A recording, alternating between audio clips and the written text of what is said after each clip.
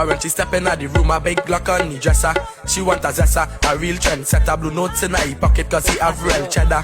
She want a zessa. As a child that was born in the U.S. but raised by Jamaican parents, it very much hurts our feelings when you guys want to tell us that we're not Jamaican just because we weren't born in Jamaica. Because when I was little and I was getting licked and cussed out in Jamaican patois, you couldn't tell me I wasn't Jamaican. I don't know about hurt feelings, but literally fucking yes, bro. Literally fucking yes. And like what made it worse is that I had two experiences at the same time. I got a Jamaican father and I got a Trini mother. Now you tell me how that adds up in your life, because you didn't do what I did. And then what made it more Caribbean is that my grandparents was way more Caribbean than my parents. Like, y'all don't know the struggle about being in Left Rack City trying to find a sponge, but all you see is a rag in the sink. You ain't never looked for no chocolate milk or no Nesquik just to find a container of fucking Milo. You ain't never spend 2 hours looking for parking on fucking Liberty just to go find some incense. Gangsta, you can't test me. You don't know about the back roads by JFK at all, bro. You don't. You really don't. Yo, and then imagine having to come from Brooklyn to make a run all the way to Trin City. You don't want to do, especially when you're coming from KP, bro. You're not doing that. You're really not doing that.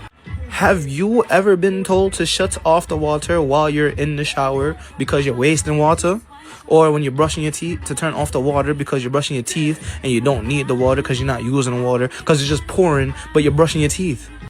How about understanding, like, after a certain point, you didn't need words from your parents when you was a bad kid? Like, I remember coming home with my little brother from school in Florida, and all you had to see was homie sitting in the chair, my dad sitting in the chair with a belt, and you knew what time it was. Like, you was happy on the way home, and then you opened the door and then you seen them.